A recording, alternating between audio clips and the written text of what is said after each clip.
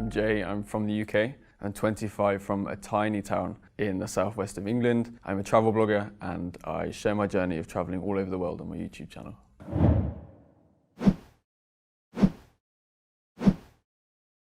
What is the aim of the Jay? Why are you traveling that much? I hopefully, inshallah, will change the negative perceptions about Muslims all across the world. I post on YouTube and my Instagram all the positive things about the culture, the food, the people, the way of life to hopefully change perceptions back in the UK. Back in the UK and America, perceptions about Muslims are incredibly negative and hopefully, inshallah, I will change that. In one of your videos, you said that you love Pakistan and Turkey more than other countries. What is the reason for that? Why Pakistan and Turkey? I think I love Pakistan so much because, again, I never heard anything positive about this country. The main things I heard were terrorism and war and violence. And I went there and all of my expectations were beat. Everyone was so kind, so nice. The food was some of the best I've ever had in the whole world. And I felt such genuine love from these people. And the same with Turkey. Those two countries are my favorite because of the people, the food and the culture. I could talk about the mosques. I love the mosques here. I feel incredible here. And I took my Shahada in the Süleymaniye Mosque in Istanbul. MashaAllah. So I think that's why I have such a connection to these two countries, especially Turkey, because Istanbul changed my life. It's where I took my Shahada. It's where I made the best decision of my life. Instead of eating cornflakes in United States or United Kingdom, yes, you prefer to eat kebab in Turkey. Yes, evet. What was the most interesting thing that you have shocked when you visited those countries, Pakistan, Mexico, Turkey, Egypt? Start with Mexico, right? Sure. Mexico is completely different to any of the other countries I've been to. Muslims are not widely shown in the media or even on the streets. I only managed to visit one mosque when I was in Mexico City. So the thing that was the strangest for me in Mexico was not being able to meet so many Muslims. In Egypt, Pakistan, Turkey, United Arab Emirates, they are everywhere and I've made some of the best friends here.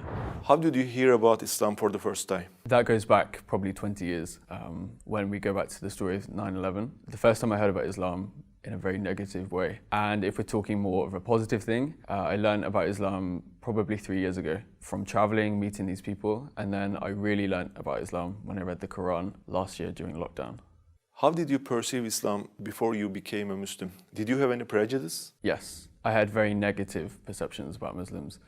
Especially, there was many attacks in the UK from extremists. And the media has a very good way of making that stereotype to 2 billion people when it's just a handful of bad people making those choices. I would cross the street if I saw a woman wearing a hijab in London. That's how bad my mind was affected by the media in the UK, because I didn't give myself the opportunity to really learn what Islam was about.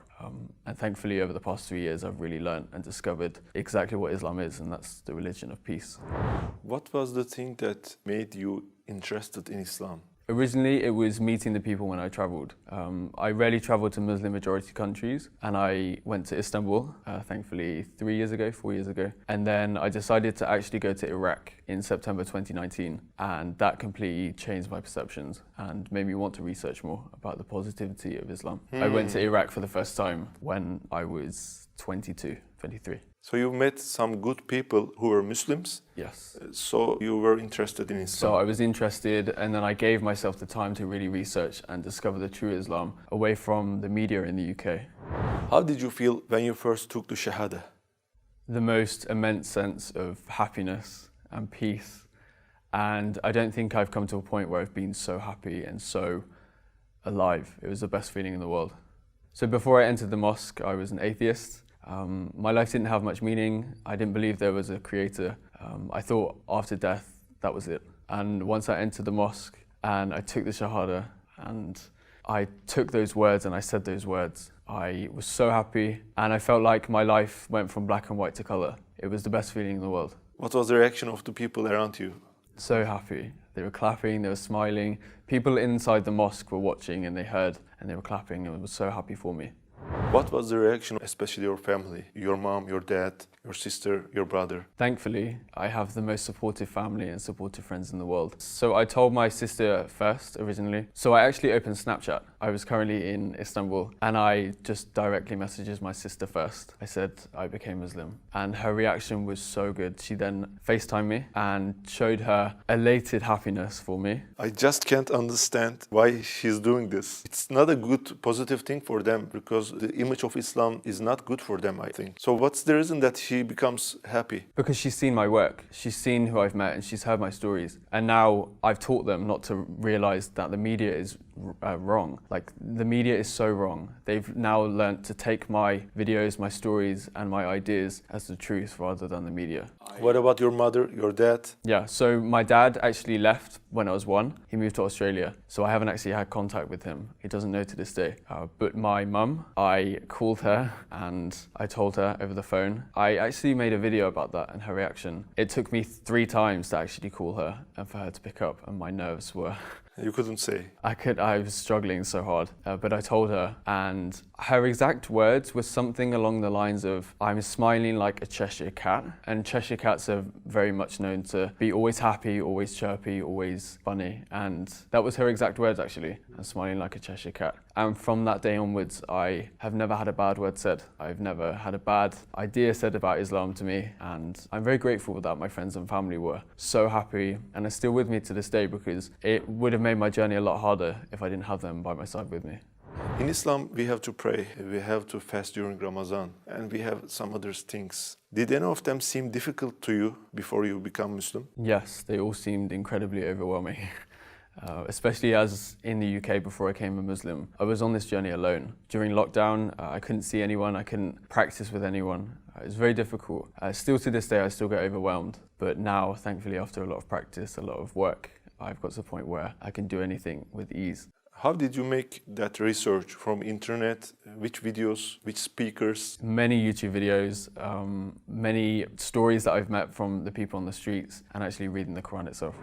Can I ask this question? If it's private, just pass it. Your family are atheists, so you're Muslim. What do you feel about them? Are you praying that they become Muslim someday? Are you telling the truths of Islam to them? Of course I am.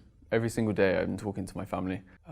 I wish though one day I could talk to my dad about the journey I've been on and talk to him about Islam and the real Islam, because I'm scared he still has perception about Islam, and one day I hope to change that. And I know thousands of people will watch this episode, and I hope they pray for my friends and family to hopefully find the beautiful journey of Islam one day in their life. Inshallah. Before you become Muslim, I guess that you were dating, you ate pork and you also drink alcohol, I guess. Was it difficult for you to stop all this when you become Muslim? So firstly, pork, I haven't eaten for a very long time, probably since I was 10. So that was not an issue, and I definitely don't miss it.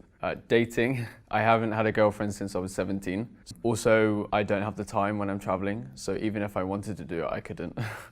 And alcohol, I stopped drinking alcohol in 2019, so the year before I even became Muslim. What was the reason that you stopped drinking alcohol? I drank a lot at university. At university in the UK, it's very much a student culture to drink almost every day, have parties. But yeah, I stopped after because it's not a healthy lifestyle. So I was also vegetarian for a year and a half actually, and thankfully I discovered halal meat, which I'm so thankful for, especially here in Turkey. The food is incredible.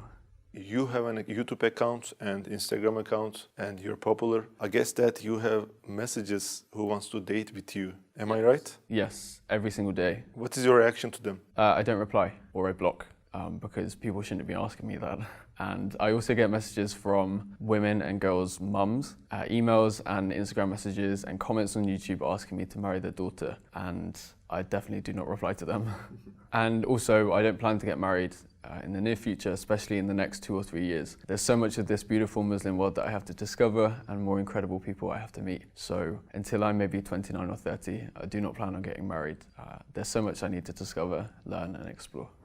Why didn't you stay as an atheist and need to do some research about Islam? Sure. I'm a very inquisitive person. I think that's why I travel and that's why I want to learn. I had time and I studied international journalism for my master's degree, and I learned about the media and how they were completely wrong about Islam, and of course I took my inquisitiveness. So I've always been a very inquisitive person, someone always eager to learn about cultures, people, language all around the world. And during the coronavirus pandemic, I had a lot of time and I decided to put that time to good use and discover what makes the people I meet so kind, so loving and so peaceful. And that all came back to Islam. And that's when I decided to read the Quran, watch YouTube videos, learn more about Prophet Muhammad, peace be upon him, and everyone else. And it's been amazing. Who is Muhammad alayhi salatu wasalam for you?